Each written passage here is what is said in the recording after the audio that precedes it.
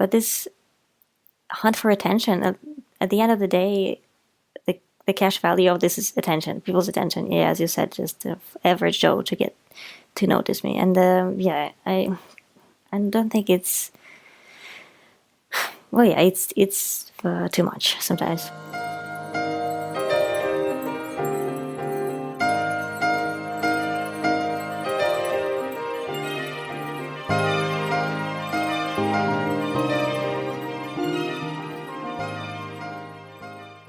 What's up, guys? Gramajo here.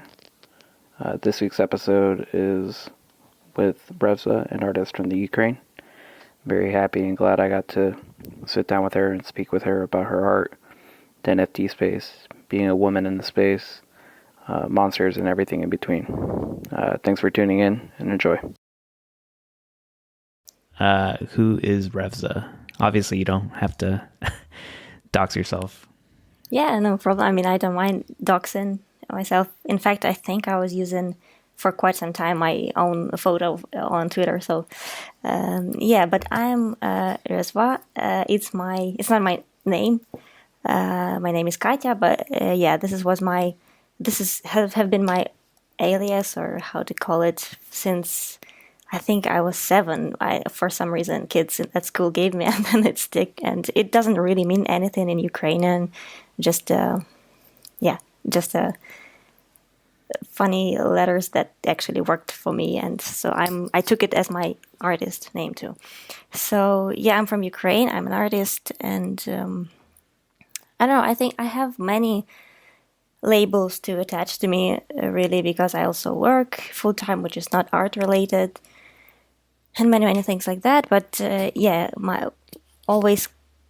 there was this constant to me that this art, and I was making things which can be considered artistic since a very early age, in different forms. I even went to some music school for a little bit, then I dropped. Then I wrote poems. Then I quit that, but then the visual arts and digital art specifically was my thing for the longest time. For about 2 years now, I'm in NFT space as well. There's wonderful opportunities there to showcase my art, to develop my art as well, to grow as an artist. I was doing that, and I'm still doing NFTs, and I also I cannot say I'm a collector. I don't think it applies to me fully, but yeah, I do collect. Some other art too, and I make GIFs. Usually, they loop, and that's my main focus lately. Doing animated scenes, abstract or not, different ways, but different content.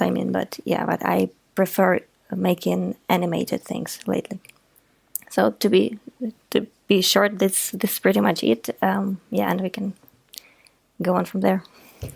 Awesome. I'm glad that you actually explained if it had any meaning or not. I was actually pretty curious if it did have any meaning, like your name, or if it meant something, but it seems like it's just like a name that that came through in school, and it just kind of stuck. Well, actually, in Ukrainian, it's not exactly, but there is a Russian meaning. Rezva means quick, fast. Maybe that's the closest one, but actually, it's just closer to meaning nothing than something. Got it. That's awesome. I appreciate that. Yeah, so I know that you jumped kind of into your background a bit. How did you actually end up getting into getting involved in Web3, or just what made you go from the traditional creating space to that Web3? What was that for you? Well, people who knew about NFTs earlier than I did, and they just shared the knowledge with me. It was, I think, already in 2020, I was hearing about this, and a few artists in the space, we were there was a little group of artists that we had chats. I don't think any of them are in our favorite monster Discord. No, but they're still in NFT space. And so we were doing some art and sharing it on Instagram, supporting each other. And then someone from that group actually said that there is this thing called NFTs and it might be very cool for artists. And yeah, this is how we started. Unfortunately, I didn't jump in on this train back in 2020. Probably that would be a great idea. Maybe not. I don't know. Because I regret sometimes things I minted earlier those days. So I joined later. I think January 2021 was my first mint on Rarible. Yeah. And so it was pretty early, and like, looking back at this, I was relatively early because the majority of people jumped in, I think, in summer 2021 or spring. So but I don't know, was that head start meaningful for me or not? I was figuring out anyway what I want to achieve as an artist, and then what these whole tokens mean. So it was still very confusing. But that was story goes like this, and I'm glad actually that many of those people that I was starting with are still here. Some just gave up, I think, on NFTs a little bit, but many still here and just really enjoying their art and growing as an artist. Yeah, it's pretty cool to see. So it's been already 2 years, and it's still, even a bear or bull market, doesn't matter. People are still here. Yeah, that's awesome that those initial people are still involved. Mm-hmm. Because definitely a lot of people have maybe given up, or I don't know, gone away for the winter, and they'll come back at some point. But that's awesome that they're still involved, even if they're not involved in the Monsters server. I should bring them in. January 2021 is early. Yeah.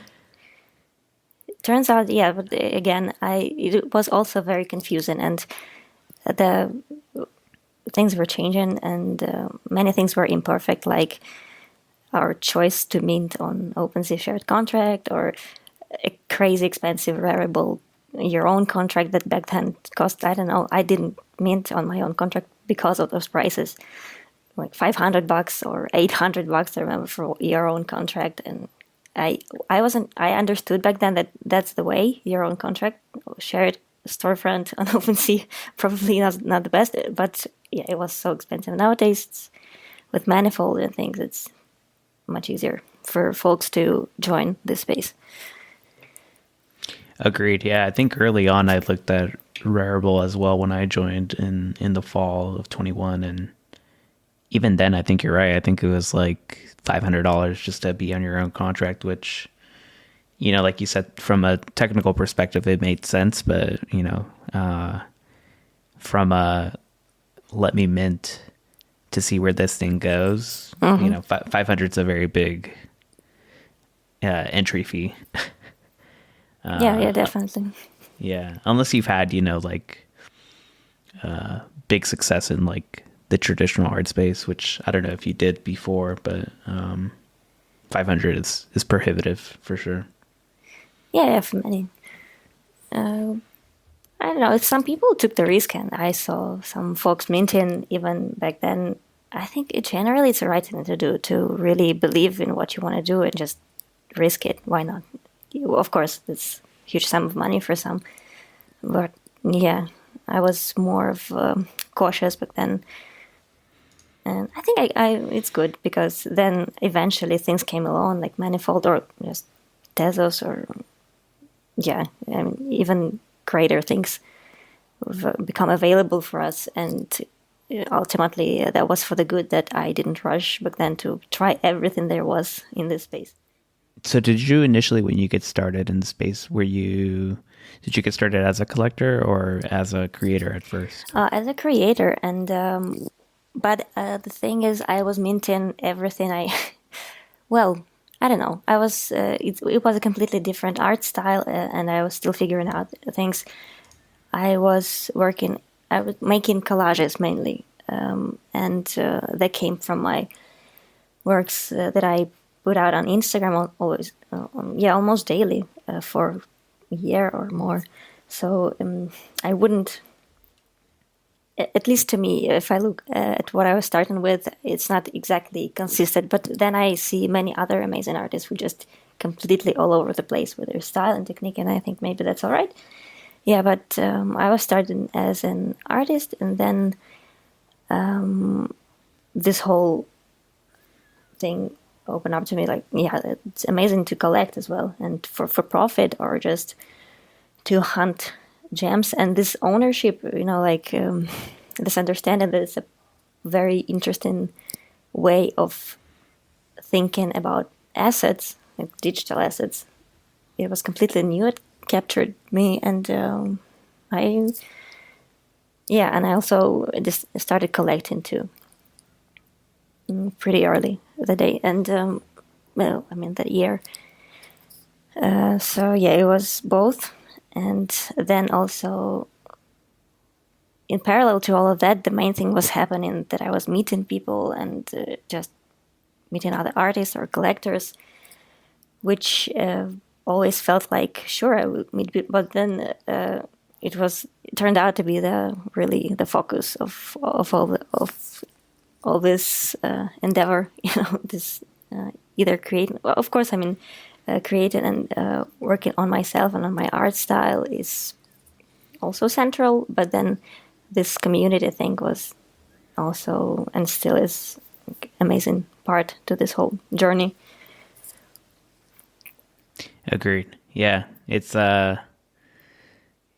it's almost like the red pill kind of thing, where maybe you didn't think it was that you were going to meet people and make friends along the way, but you end up doing that, Yeah, because usually, well, from the outside, it looks like I work a lot, and then evenings and sometimes nights I spend on art, and it looks like it's a very the isolation is the way to look at it. But then you meet so many people.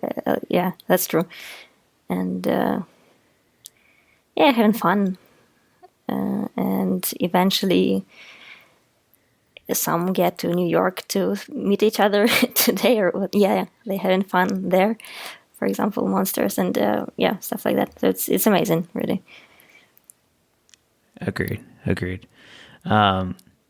Is there a big like NFT scene in the Ukraine? Relatively big. Of course, it's not huge, and definitely not every artist I know even knows about it, or definitely by this point everyone heard about NFTs, but some are pretty active. I'm not trying to estimate how many I know from Ukraine who are like around 5 people. I mean, that's a lot for just my those people that I knew before, and definitely there are way more, I think. Yeah, it's pretty popular. Oh, that's awesome. It seems like a lot of people are from like, Indonesia and the US, obviously. But was mostly curious around the country in general, like for crypto. So that's good to hear. So it's not super isolating where you're like the only person that you know. No, that would be no. Yeah, I know. I even know the artist who I saw one exhibition in person. I can't remember which year it was, but definitely before NFTs. And then I see him doing great in NFT space as well. And then another animator from Ukraine. Yeah, like pretty few. That's awesome. That's great to see that, like you said, exhibit in real life and then NFTs later. Let me ask you, do you what do you think are some of those advantages that blockchain technology like gives you or offers you as an artist? I think you were talking about how you were learning about tokens, and I'm guessing like ERC-721s and ERCs 1155s and all that. But what do you think are the advantages that blockchain technology enables you as an artist versus the real world? Well, many of them are just differences. Some are just differences, some are real advantages. I think the biggest one would be, and especially with editions, is the opportunity to showcase your work at the same time in multiple galleries or in multiple wallets, collections, but preferably galleries, of course, like on Cyber or even some in physical places, digital art. So it's not like the one painting, you have it and some gallery has it and it's only one. And then so space-time confined way of making art. While here, and you can at the same place, you can have your art anywhere, even if it's 101. I think some galleries allow to show that piece, even if you don't own it. So this is a very new way of, I don't want to say consuming art, but just enjoying art and showcasing your art. Also to collect, and as a collectors, I'm sure I also like collecting editions, because this is, I think it's a huge plus actually, that other collectors also have this exact same piece in their collections. 101s are cool and unique, and they're obviously special because they're one. But editions are just fantastic way to share your work and to collect others' work. And then of course this connections, and also I'm not sure, it's just doesn't relate to blockchain technology per se, but this whole NFT space is about showing your work to everyone across the globe because of internet and stuff. So it's also easier to get seen, really, and to get into some discussions about your work, or especially if your work is political or some social commentary kind of art. That's obviously an easier way to show it. So many advantages. I think if I have a good thinking, and you can spend a pretty long time just on advantages. But on the other hand, I'm not thinking there are some limitations. I think that's also on the other side, people who enjoy art have to sort of accept that these digital assets, tokens, are real assets, and this paradigm shift, to just accept that, so I own it, that's in my wallet, and that's proper ownership, and then everything comes along. Because if many just don't buy it still, obviously, just say, what, it's just a picture, and there's some code on the blockchain, and that means you own it? No. And so this is very, either you own it or not, and this might be make it difficult for collectors and artists to just use it and to appreciate it. Yeah, I laugh because that's initially kind of my thought. I was like, oh, okay, so you own a JPEG, and there's like some hash that says that's you own a valid point, on the blockchain. But I know, and for the longest time that was me, and then I realized it's so much more. Especially with like the animated stuff, because like obviously if you work in animation and you do long form animation, you could probably find some success like that on the internet, but it's like like these 10-second, 8-second, 15-second animations that I feel like it's where it shines really, really strongly as well. And in creating value for you as well, like you don't have to spend you know, a year working on something that's like a 10-minute video, and then you might get success on that and might get paid for that. You know, you could theoretically do something for a month and work on these like 15, 20 seconds, put it on the blockchain, and find success and refine your style like a lot faster. Like the Yeah, feedback true. loops a Yeah. lot faster. Obviously, like for photography and stuff like that, it's pretty, or just like still images, it's pretty quick. Like either people like it or they don't. Yeah, but I saw it yeah. was a fairly old statistics that what sells on blockchain the best, and usually still images were in the top, at the top of the yeah, like by large.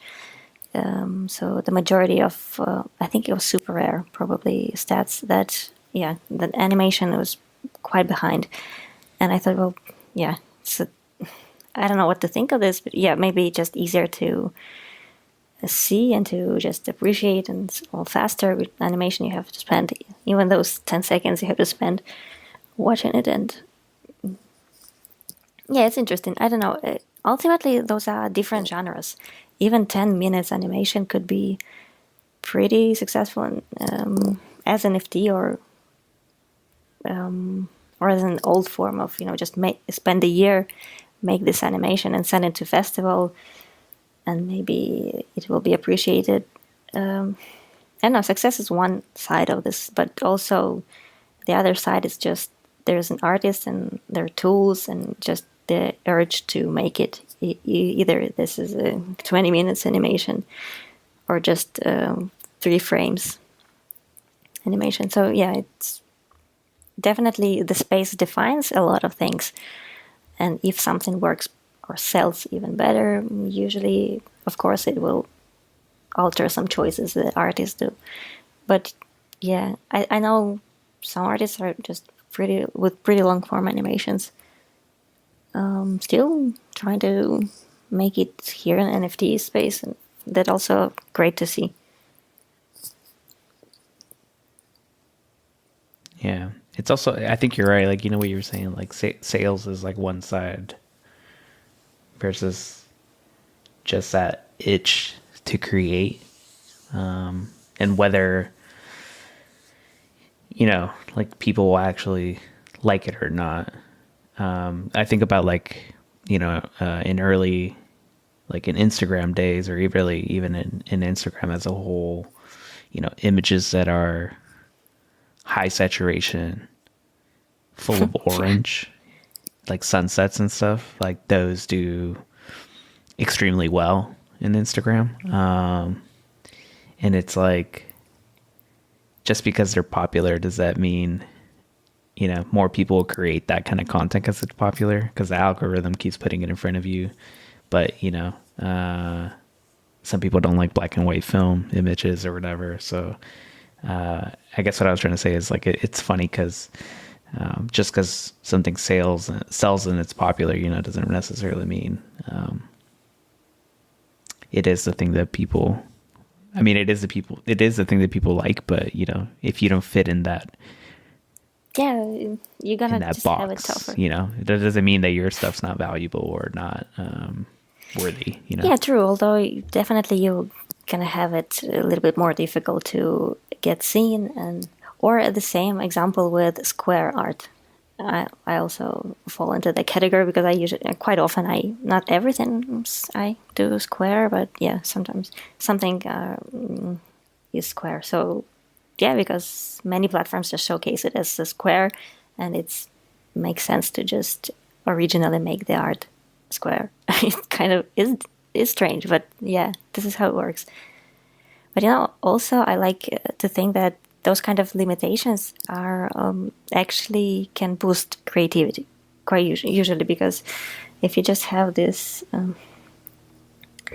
some kind of square or just a tool to use, and it's gonna either get noticed better or sell. It's not necessarily ultimately a best and conformist thing to do, because it can really open some new ways to create stuff. So everything is pretty complex in this space. So just can use whatever is available. And but Instagram, that's a good example of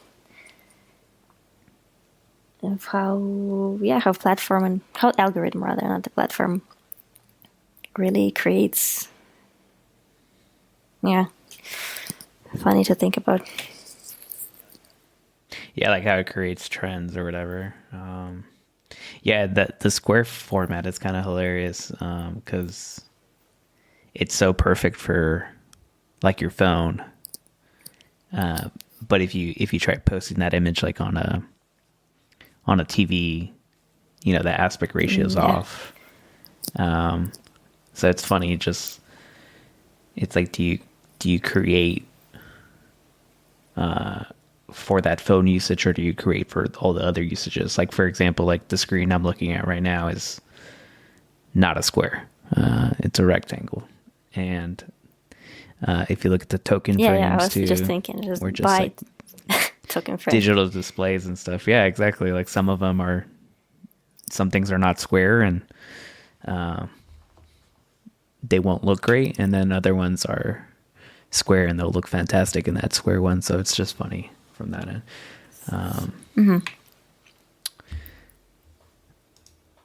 I do like the comment around limitations, or like being forced creatively to think of things differently. I think that's what made that 8-bit Teza's website, 8bidoo or whatever. I feel like that's what made it take off. Like it forces you to, like it's actually very difficult to draw pixelated art that looks good, that doesn't look bad. So those limitations are, I think that's what kind of makes me appreciate like on-chain art, like fully on-chain, you mean? Because there are yes. fully on-chain, Definitely. because you can't just be like, okay, let me put an 8K video that's a minute long. Yeah, true. With like a ton of audio, because it's not going to fit, basically. Yeah, I hope fully on-chain is the future somehow, because I keep thinking about this, coming back to this comment, this token hash, and it links to your art, which is not on blockchain stuff. Ultimately, it doesn't really matter. Just art is art. But then, if we can have a fully on-chain art, that's how that's conceptually would be just right to me, I think. But we'll see how it goes. Maybe it happens quite soon. I don't know. Yeah, we'll see. I think people are becoming more aware of on-chain art versus the IPFS. Not that there's one that's right or wrong, There's obviously pros and cons to both. But yeah, let's see. Continuing. What are your sources of inspiration for you? That's a lot of things, and usually not something specific, not books or films, although sometimes they are, but just okay. I think quite often I just try to analyze when I'm at my most creative, and this is when I was when I'm open Photoshop and just do it, and some forms or some shapes or colors just come up, and sometimes they don't, and I just leave it and just come back the other day. But usually the process itself is a great inspiration, if that makes sense. Just trying things, or even I usually rewatch my photos from some galleries from Europe and from here too. I took a ton of pictures of art I liked, and I keep coming back to those. I definitely like abstract art or constructivist art, things like that, especially lately. And so I just keep looking at it and maybe generate something with Midjourney to just keep it going. And yeah, so it's a lot of things, technically speaking. But in general, I just really like this freedom art making gives me. I think that's it. As cliche as it sounds, this is true. Especially animating things, because it's like a free fall. You just have a thing or a shape or a line, and then you just yourself, frame by frame, make it whatever you want. It's amazing. Just great feeling, and that feeling also is inspiring. That what I like a lot to experience, and yeah, so the process ultimately is what is at the core of it. Thanks for that. How would you actually, now that you're talking about it, how would you actually define, like if you had to give it a name, your style of art? Oh, I really have no idea. I think someone asked Des in his Discord about his art, this is a glitchy artist or not, and he was just contemplating that, and then he mentioned something like boiled line animation or something like that. Yeah, and I was reading that and thinking, yeah, that's what I do too. So, yeah, it's just animating the same frame, redrawing it a few times so that it doesn't look still, but it's like atmospheric moving. I think that, but really, I don't think I can have a definition for my art, for my technique. About the like the substance of it, I do different things. I like abstract. I have a few attempts on them, not too many, but I really enjoy doing this abstract art. Some surreal elements too. For example, with Sova, I have something surreal. I at least try an attempt on creating some surreal scenes where there is this a character and common things, but mixed up in different, in a way that doesn't feel real. Yeah, that's a very very dumb way of me to define in surreal, but yeah, that's it. Also, before I jumped back to what I really like, this animation and drawing digitally, I used to do a lot of collages. I don't say it's my favorite body of work of mine, really, because it was just experimenting and just really playing around with Photoshop and just an exercise for my imagination, really. But so I minted some of that stuff too, early days. Yeah, but collage too, and both photo collage and then I animated some of the collages too. So a lot of stuff, really. I don't think I have definite style. Maybe someone more knowledgeable in art styles can look at my art and define it. I don't know, but yeah. No worries. It's definitely super hard to describe it, and I know that you've been exploring too, like FX hash as well, and other parts. So yeah. And we can talk about that in a bit. Yeah, I've been really enjoying your the Rezva editions on the ones for Manifold. So like the ones that move. Those have been really fun for me. Like Fragile and Routine. They're very fun to look at and just stare at for a while. Yeah, nice. Thanks. Yeah, for me too. It was fun to make them. Although with them it looks very simple, but then it's hard to get that first frame right, and then animating, it's a lot of fun. Also a lot of work. But yeah, but then yeah, to research and to get things right in terms of color and shapes, kind of a challenge sometimes. But yeah, definitely fun for me to make too.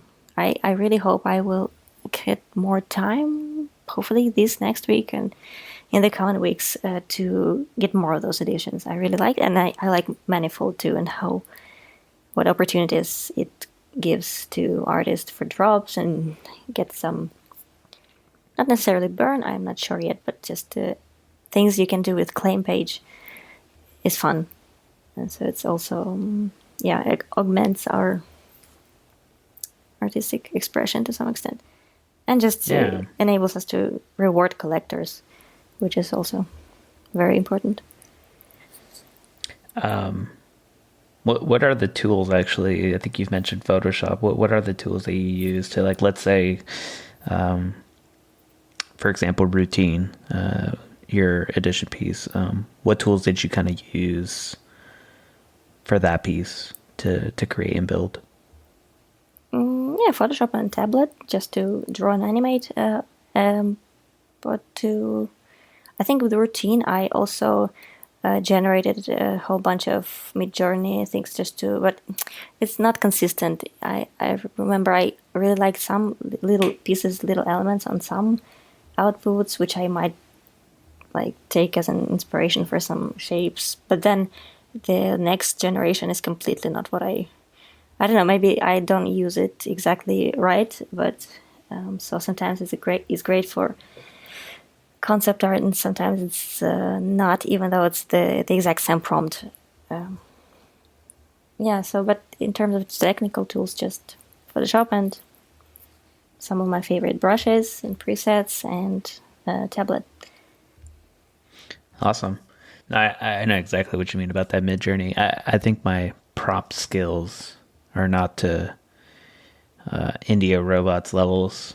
Because I can never get what I have in my head into an image, and probably I just need to work on my prompts. But I know exactly what you mean. But it is a good tool to kind of, like you said, you might find something you like, and you can borrow from that or modify it to your will. Definitely. No, sometimes it's really fantastic, and sometimes I can, again, with exact same prompt, it's so different, and I think it's something to do with the way it works or the way AI behind it works. I'm not sure. Probably it evolves and learns, and so it's not reliable. It's not consistent. For me, but still great. I think there are some other like DALL-E. I haven't researched. I don't know, maybe you have, but maybe some better tools are available or more interesting. No, I'm not sure. I have to dive in. Yeah, I use DALL-E, and to be honest, I think I struggled with it even more. Like, I think your prompt writing has to be even better for DALL-E, because I feel like I got frustrated with it and then went straight to Mid-Journey, and I definitely got way closer on Mid-Journey than I did with DALL-E. Again, this is just, I'm an amateur when it comes to this stuff. Like, I'm still exploring how, like, these AI co-pilot assisted kind of things work, like how I can incorporate them into my regular work more often. So I just went down that rabbit hole more this past week, and I plan to spend some more time. But yeah, it seems like I gotta get really good with my prompts, and it kind of makes me appreciate AI art a little bit more. People are like, anyone can do that, and I'm starting to realize, you try it yourself. It's not that, Yeah, exactly. You try it yourself, and I'm like, nah, I can't do that. Yeah, true. But I love like everything related to AI. I don't know. I think it's fantastic. We're in the beginning of something truly great, not just for art, just in general. Very, very interesting to see. Sometimes scary if you take some ideas about AI seriously, but yeah, very cool. Have you encountered any challenges or limitations kind of while being in the NFT space, either with your art or just in general? Like someone copy minting you or anything like that? Oh, that. It happened. I now can't recall one time, but probably happened a few times where someone I know actually just copied well, it was very clear that they copy my ideas, but I mean, it's not too crucial. And definitely, I guess if I had like crazy sales and someone just stealing or like huge money involved, then maybe I would be thinking different. But just other people just stealing something, it's not that big of a deal in the end of the day. Yeah, no, I think maybe like the overarching challenge for me to even keep up to speed with NFT space was that a lot of things just have to work outside of that in offline in real life, and like work and a lot of challenges related to the war and like a lot of stuff. And that was the biggest challenge in terms of I couldn't. There was a point where in the very beginning, I was very, very up to speed with the latest things, I would say. Like a hand just came out and I'm just know what's up, Tezos, and I like few days and I know what's going on, and I was spending nights and like, yeah, really not missing much, which takes a lot if you want to be up to speed in NFT space, especially those first year when everything was developing like crazy. But then, yeah, I just caught myself not even, I don't know, ordinals. I heard you were very much like you're knowledgeable about those, and I still didn't have time to just learn, at least learn what are those Bitcoin NFTs, stuff like that. So I think this is the challenge right now, that it really, if taken seriously, well, I do take it seriously, but if you want to get the most success, most fun, and most everything, you have to be, well, full time pretty much here and really learning about everything. And I cannot do it, even though I want. So probably that's the challenge. And then many minor ones, probably there was some, but really, I think, okay, the other one we can mention is this Twitter user interface to all NFTs. Sometimes it felt like a great platform to just promote your stuff and to jump in some interesting discussions, to see other art, but then it became a little bit like like you have to do it to get seen, and it's not fun, and like doesn't really feel like it makes much sense. But you have to like tweet and engage this social media side of things. I cannot say I hate it. I'm okay with that, but it gets repetitive and not that meaningful of a connection usually with people you don't know. Usual social media stuff where, and when it connects with me wanting to promote my art, it just gets tedious and I don't really enjoy it. Discord, much better, much more personal and genuine. So yeah, that would be the second like big challenge. Yeah. Yeah, it could be exhausting, like you said, to try and stay on top of it all. And I think the expectation as the space grows, that people are going to be plugged in, 24/7. It's just not going to scale, especially with like these crazy mechanics that some of these projects are coming up with,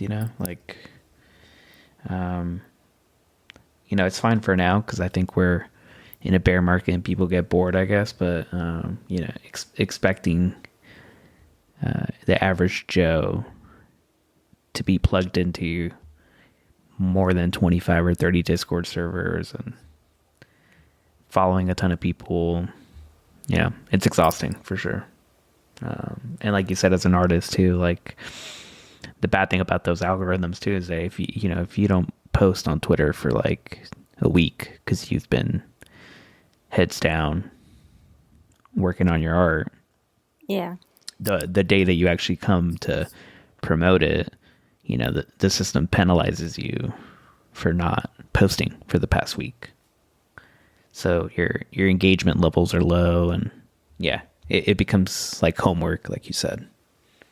Yeah, but I don't know if we'll ever overcome this. Maybe with completely new technology behind social media or just any kind of promotion platforms. But this hunt for attention, at the end of the day, the cash value of this is attention, people's attention. Yeah, as you said, just the average Joe to get to notice me. And yeah, I don't think it's, well, yeah, it's too much sometimes. And it feels not genuine every time. Just not every GM is genuine for me. Just in case, on Twitter, I mean, just to have to tweet. I feel there's something wrong with this, and if there would be a way to just share your art and to create more and somehow not lose your presence on social media, that would be great. But I don't know. Maybe I'm just lazy about it and actually should take it as a work and just tweet and engage. That's also possible. Very possible. I don't know. No, I know what you mean. I mean, it's obviously up until you get to a certain point, you know, like I don't think X Copy is doing GM like every single day. Yeah, no, but when he posts, yeah, you know, I'm sure everybody's paying attention when he posts, you know, once a week or whatever he's posting. Yeah, but it's just getting up to that level. Yeah, well, easy to say. Yeah. Yeah, exactly.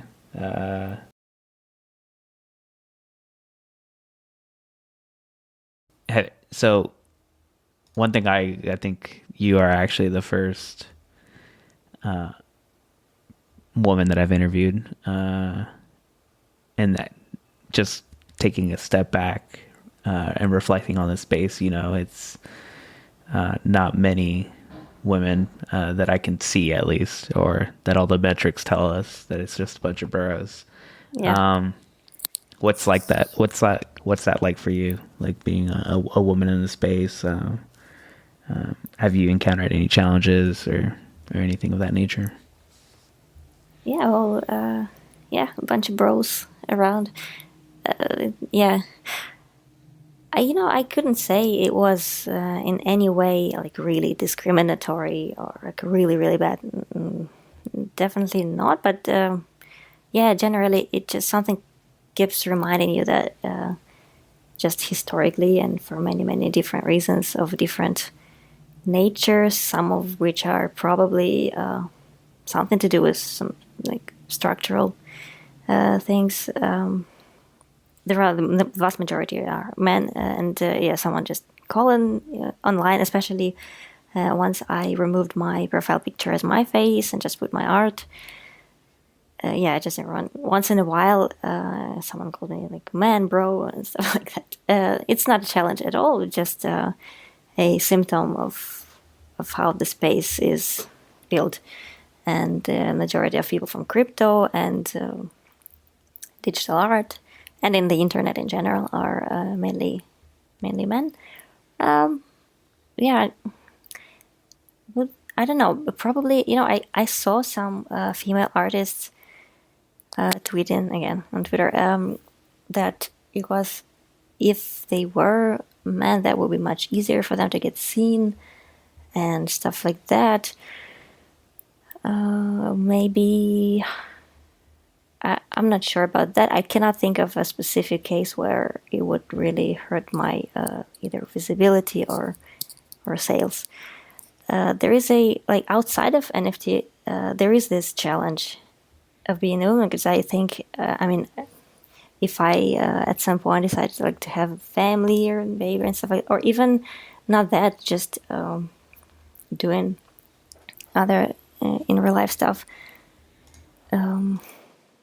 Yeah, but it has to be related. Okay, I'm just rumbling. I want to say this, that if I decide to change something in my life, in my personal life, and just fully devote my attention to family, which might be the case at some point, there's just for a few years, really, probably it's over for me. I mean, I wouldn't make as much art. I don't create as often now, but then it would be really probably off the table for a few years, and that was, I think it's a main challenge. So it's like an opportunity cost of this whole thing, not within the NFT space, but just outside. The way I can, I'm right now lucky to participate, to try my best to get as much time to it as possible, but probably it might be the case in future that I wouldn't have this luxury, to spend this much time, exactly because I'm a woman and I will have some woman things to do. So probably that. Yeah, but again, inside of this, I was thinking a lot about the Sotheby's auction and things like that. Yeah, well, that case may be a specific, but to me personally, I at least cannot recall anything really challenging like within the space.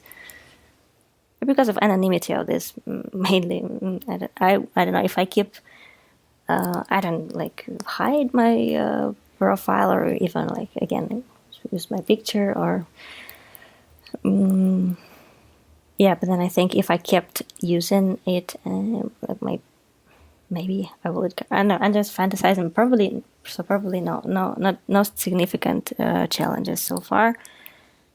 Yeah, but again, I saw other women mentioning that something either like, yeah, just sales wise, that male artists sell better because they are more considered as more prospective investment, stuff like that. Yeah, I saw that discussions and some examples of that, but not. I wouldn't apply it to me so far.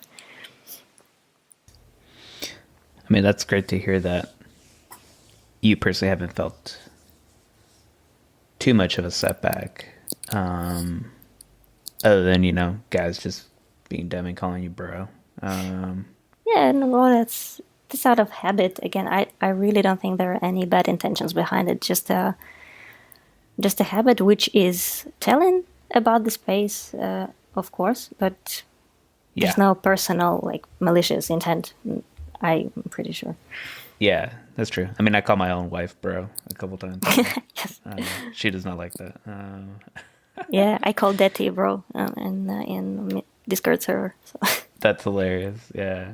I mean, I think, so one thing that I think about, going back to your comment about being anonymous, on one hand, with the Sotheby's thing, if everyone's anonymous, then it's like kind of hard to be like, okay, there was definitely intent there, that it just so happened to be that everyone they selected for that auction was a male. Yeah. But then I also think about, like kind of going back to that Instagram comment I made earlier about the algorithm, like, is it a symptom of the fact that the people curating and making these decisions are men, and so we like a certain style, or things that gravitate towards us as men, and so naturally we, even if the person's anonymous, we see that art and we're like, hey, I like this. I think other people will like this. But it's like, really what you're actually saying is, I'm a guy, I think other dudes are going to like this. It's not like malicious, like you said. It could just be subconscious. So that's the one thing I think about is like, okay, maybe it's not malicious because everyone's anonymous and all that. Like, I personally thought Cardinal, which is one of the artists featured, I personally thought it was a woman, to be quite honest, for quite some time. And then once they were like, oh, it's a bunch of dudes, I was like, oh, I guess Cardinal's a dude. No offense to Cardinal if they listen, but yeah, I just think about that too, like, because I think about like when I initially tried getting some of my friends in real life that are women that are into crypto, not necessarily NFTs, but they're into like buying ETH and buying Doge and buying Bitcoin and all that. I tried converting them over into the into the NFT space, and I showed them monsters, and they were like, "Oh, that's cool. Like, seems like something dudes would like." And I was like, "Oh, I never thought about it like that. Like, I never thought that the stuff that I like would be things that guys like, you know? I don't know. Like, even the name, Monsters, you know? It's not like, I don't know. But obviously, there are Yeah. women in our server and all that, but, you know, it's just some stuff that I think about sometimes where I'm like, huh, Yeah, never that's looked at it that way. interesting. Yeah, there could be all of it or some of it. I don't know. Yeah, it's hard to prove it, I guess. Just based on the feelings about art. And I guess with Sotheby's thing, there were some specific things that are kind of bad curation and shady. Well, okay, not shady, but just probably not correct. Like using Rosa Mankin, I think her name was. I keep confusing her last name, but yeah, but she's a like real pioneer in glitch art, and then they use her art to promote the auction. But then, and she is in NFT space, but and they like never reached out to her, or I don't know the details, but definitely she wasn't like on the auction.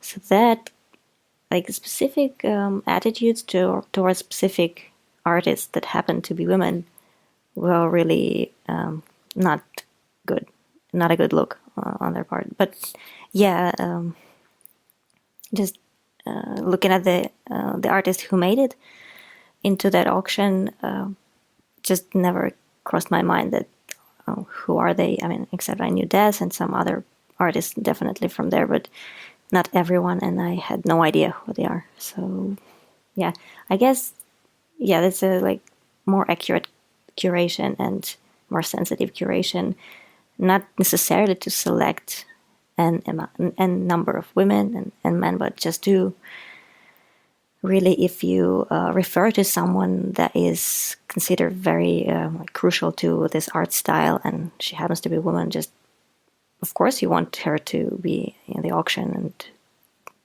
I don't know, I think it's more about this. They didn't probably do their due diligence correctly, or how to call it. Yeah. Well, in the end, I don't think that something really bad happened for the artists that were initially involved, because the first time I saw this, I didn't really. I haven't noticed what was the reason of this postponing of this auction, and I immediately thought, well, okay, Des was doing really well on that with his monster, and now what happens? But then it just postponed, so it's not canceled. It just will happen later. So no one, I think, really hurt in the end, and in general, that just initiated some good discussions, I think. Yeah. Yeah, I would agree with that.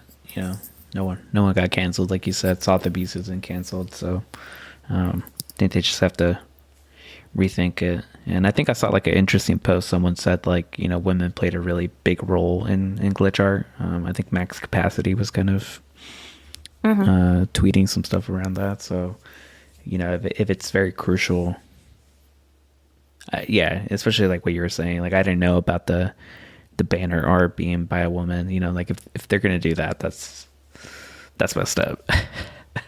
So, I mean, at least they owned up to their actions and they're trying to rectify it. Yeah, I think in the end it will turn good, and like it's already some good signs. I just also have to keep in mind about this possibility of to overcorrect stuff and actually do some damage, but I don't think it's the case in this case, because again, no one that auction will happen just later and better. So yeah. Yeah, exactly.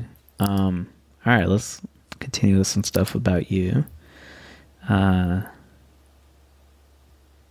For your project Sova, hopefully I said that correctly. Have you ever thought about maybe making a cross chain? Like, will it ever make its way into ETH? Yeah, I have thought about it. I'm the idea is not fully formed, but I would like to do it, especially again with the tools manifold offers some claims and some reserved editions for specific collectors. Of course, you can do a lot of that on Tezos, but yeah, but it won't be exactly Sova because I like to think of it as a natively Tezos collection. I don't know, it's something that fits it really well, and it was the first piece, the first one, and then the rest of the collection after I regained some of my creative capacities to just create something again after this whole thing here in Ukraine happened, and it's a very significant collection to me. So I think as it is, it will stay on Tezos in this format, and I will have a few of new pieces, I hope. It won't be a huge collection of like 100 pieces, I think, but definitely 10, 20, yeah, something like that. But on ETH, it will be as an addition to this in some form. I hope. I have some ideas in mind, and again, the question is just time and energy to realize all that. But yeah. Yeah, no, I know what you mean. And no worries. You know, no one's I'm not gonna keep you accountable or whatever. Oh, you should. Someone should. Someone should. Yeah.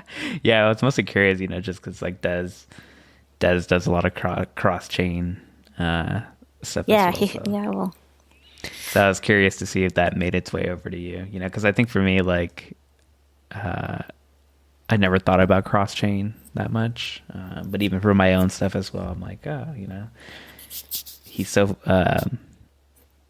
forward looking and smart and creative with his cross chain stuff, and I think we're all Tezos maxis secretly. yeah, definitely. But yeah, I was kind of curious about that because it is one of my favorite collections of yours.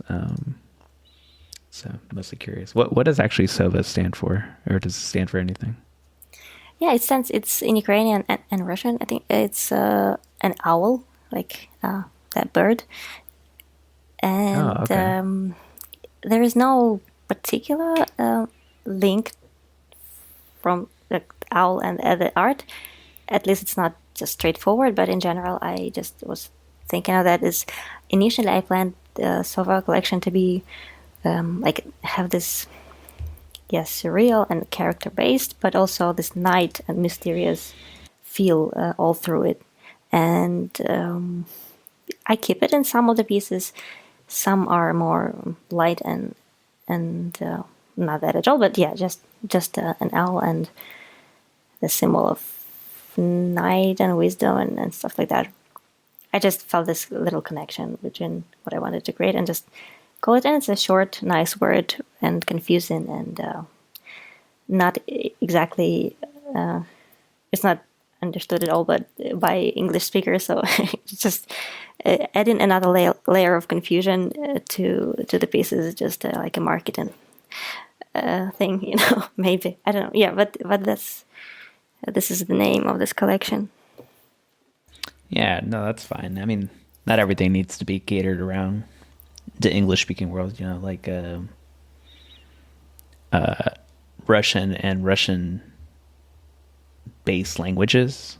Not really sure how to phrase that one, but like languages that borrow from Russian, or there's understanding between those languages a little bit. I know there's a word for it, but I'm not remembering it. But well, Slavic group of languages. Right? Yeah, there you go. Probably. That what you mean? You know, that's a big group of people in the world.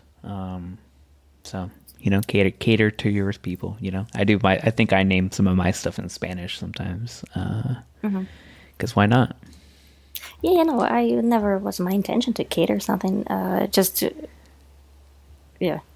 Just maybe it's not understood and it sounds like a bunch of letters, and then people get curious and look it up. Even that's just an additional probably thing I like to check out. If I see the art and it named in the language I don't understand, I just translate it, and it's always fun.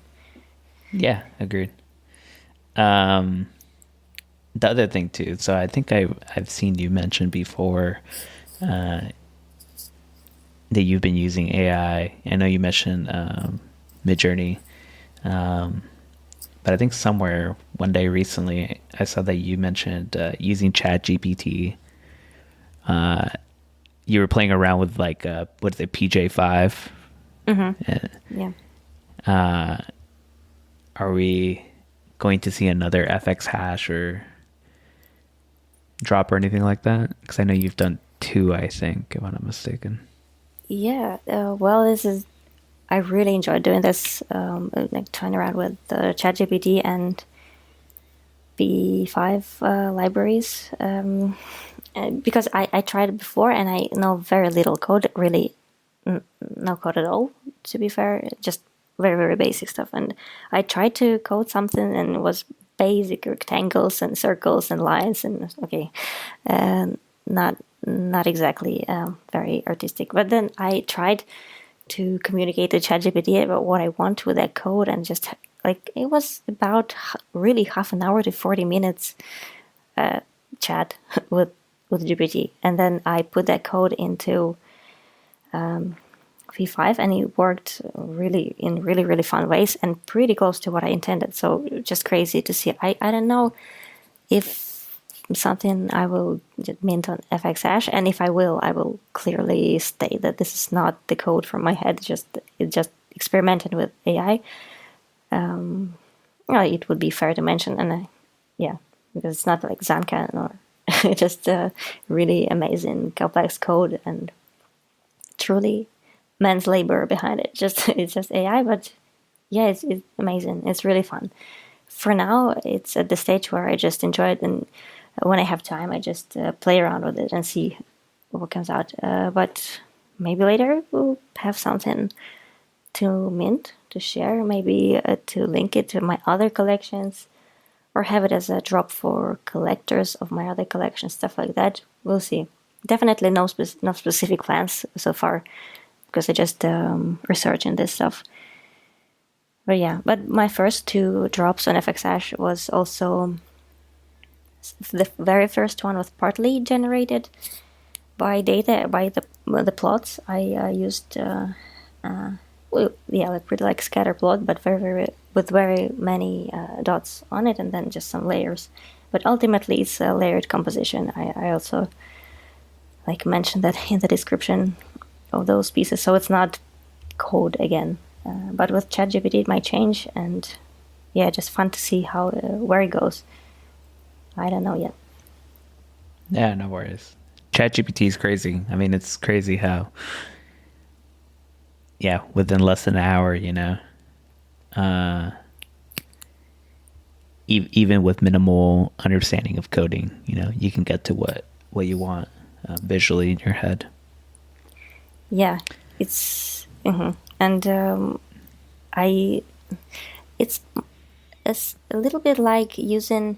I remember in the early days of Beeple and the very early days of NFTs, he was even like explaining himself. Even I would say to some journalists that I use this preset 3D models. So what? Like it's like a paint. It's like my brushes. So some artists use brush and just paints with the paint and the brush on the canvas, and I just take this free and 3D models and just shade them, and this is my art. And with AI, I think generally the same applies. Just you use this crazy technology to create something.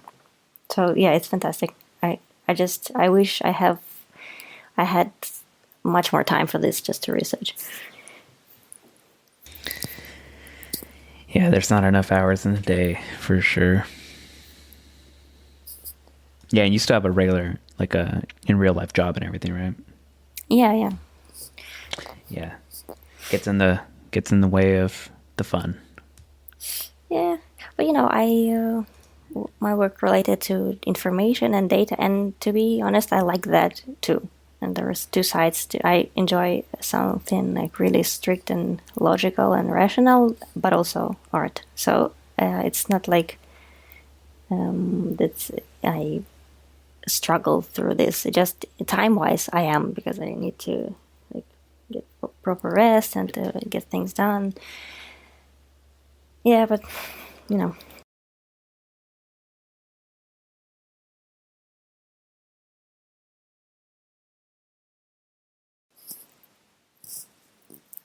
And then one last thing before we go have some fun.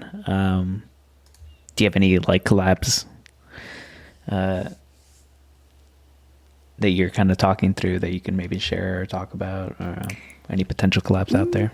Well, I have, but the other party of the club doesn't know it yet. I don't think I have an ideas, but again, I like to approach people with everything fully formed and almost 100% ready from my side.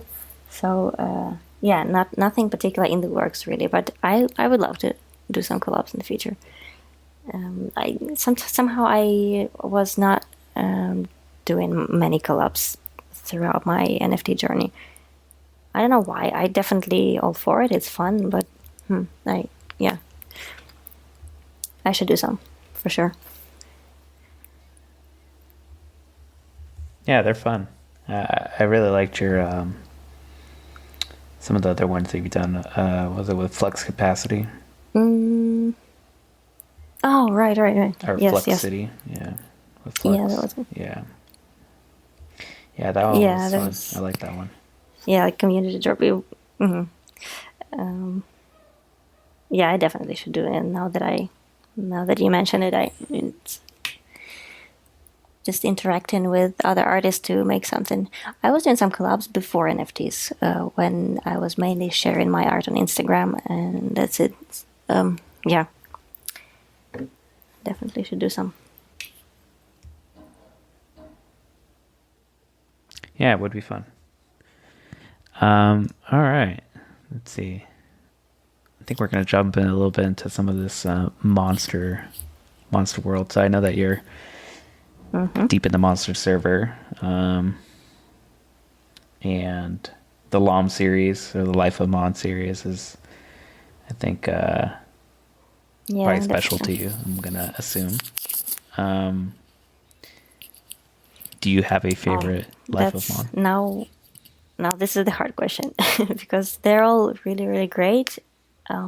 Yeah, definitely. I feel very attached to the first one, to Peace Lom, number one.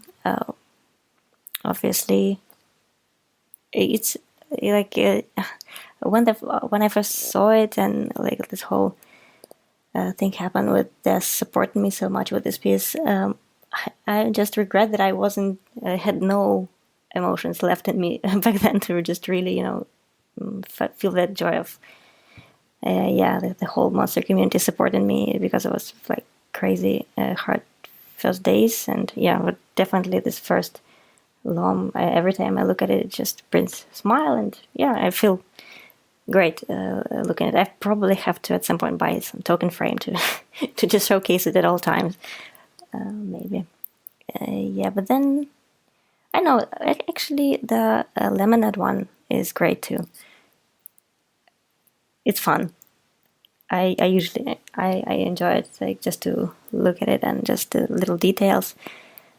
Maybe because it's detailed. That's exactly why. I just my eyes wandering on it for some time. And then I don't know if it will be released or not. But the one, the Rain Mon one, we have a sticker I think in Discord. Probably it might be minted at some point. So yeah, that one smiles amazing. Yeah, all of them. And Yeah, they are really all amazing. yes, Rainmon needs to become a thing. Yeah, that needs to be real. It's probably my yeah, favorite it's one. so I think it's cool. like my And Twitter banner it just actually. yeah. Uh, I think I even made it my For real. LinkedIn profile banner. I Nice. went deep. I was like, yeah, Wow, that's Des could yeah. be on my LinkedIn. Why not? Well, I look forward to the day someone actually like sees it and knows what it is, On LinkedIn, and then you will mean? reach out to me. Oh, that would be a level. Yeah, Yeah, on LinkedIn. it's possible. Yeah, I think. Yeah. Yeah, you never know. Monsters Yeah, are in taking some over. people recognize already Bored Apes and stuff like that, Moonbirds. I think there should be some time where like other more more artist-based projects also get recognized. Yeah.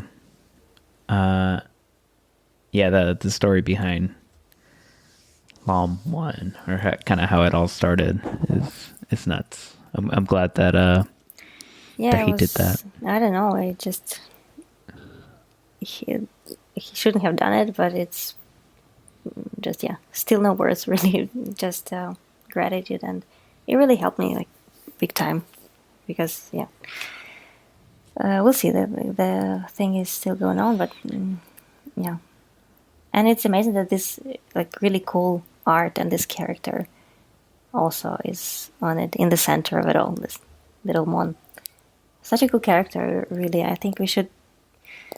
We have some plushies, and Des should. I don't know. We just discussed that he should release some chocolate Mons and just go all in on this brand and do as much as he can. But no, it's just a great series and definitely my favorite collection by far. Yeah. Definitely an underrated series. Yeah, and you could tell too, even like Smiles is like .26 ETH right now. Yeah, it's a good entryway into the Monsters universe. All right, do you think we're ever going to do that pink Ultra Spawn event? No. No, yeah, probably yes. Who knows? Oh my god, no. That's the right answer. Maybe in a few years. I don't know. Next year. Yeah. Yeah, it seems like DeFi. Yes, they just they came did. and took over. Many people are legitimately complaining that like I don't know when. I think it's a wise strategy to just do all DeFi related thing now once it has all this attention. I think that's all good. But yeah, I think that Des mentioned somewhere that he has a lot of stuff ready. He just very calculated and protective, as he also mentioned about all the other work that his collectors own. He doesn't want to rush with drops. That's a great thing. But we're very impatient to just see new stuff for sure. No, I agree. He is very calculated in that, and totally respect that. I say it mostly in jest, and I think you're right. I think you said like focusing on DeFi is probably the right move with so many people that came along. But it is funny that like no drops for DeFi for like 2 days, and people are like ready to have a revolution or something. Well, they demand action. Like, it's sometimes funny to see. Sometimes it's funny. Sometimes really gets like, okay, who's on that side of the screen? If it's a child, okay, you can just type this kind of stuff. Like when do something, just drop announcement.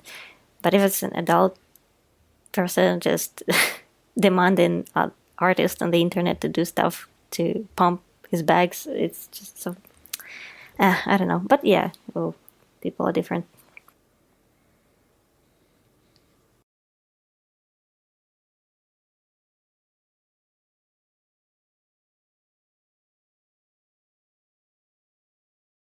Yeah, is there anything else you want to talk about on the monster side? Well, we can talk about it for a very long time, obviously. No, just if there will be any monsters listening to this, I really, really enjoy every one of you in your company and have fun. And just, I really, really appreciate this community. That's probably always needs to be added from my side because I really do. Yeah. Yeah, it's a fantastic community. I think that's what makes those comments kind of hard, where people are like, when? It's like if they slow down to take the time to get to know the community. they would realize that, it doesn't matter if the next drop isn't for like another week or two or a month, Yeah. Yeah, It's definitely. like, just have fun in the meantime. Yeah. Going into some speculation, do you think, so you know how last time for, was it ETH Denver, we had the Good Morning Mon airdropped, Yeah. if I remember correctly. Do you think we will see one for NYT or NYC NFT? I haven't thought of it. What do you think? Well, yeah, yes. I don't know. Yeah, maybe. It could be some. Maybe that would be a pink triptych like spawn event. No, probably not. I don't know. Maybe something DeFi related. That's what it is. Happy to be here. That's what it was. I think they had like if you find people at ETH Denver, you could get this piece.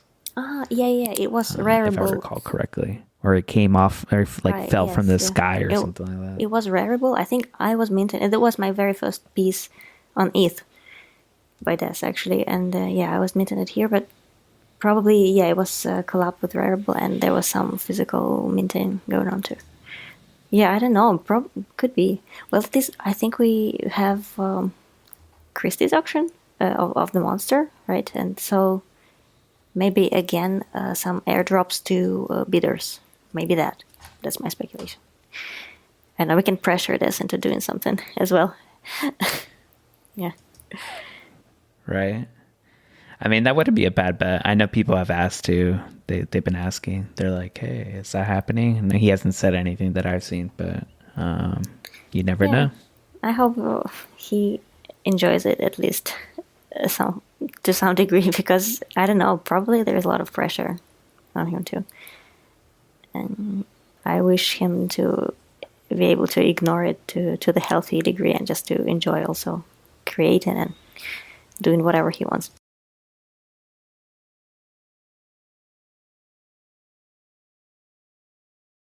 Agreed. Yeah. Yeah, He that. needs a vacation. It's happening now, That's what I I'm hope. gonna say. Well, I mean, this and if New York, I hope they also meet up and have fun. Besides just doing, I don't know how it looks really. This NFT meetup things. There are so many happening in Europe as well, but I never been to one. Maybe I need to at some point go to NFT Paris at least, just to see what people are doing. I guess they're just talking and looking at pictures, but just not at home, but there. I don't know. I have no idea. Yeah, I was trying to go this year, but I think I'll go next year or something, and definitely got to see how these events work. I think it's like a good opportunity to Yeah. network and meet people and stuff like that.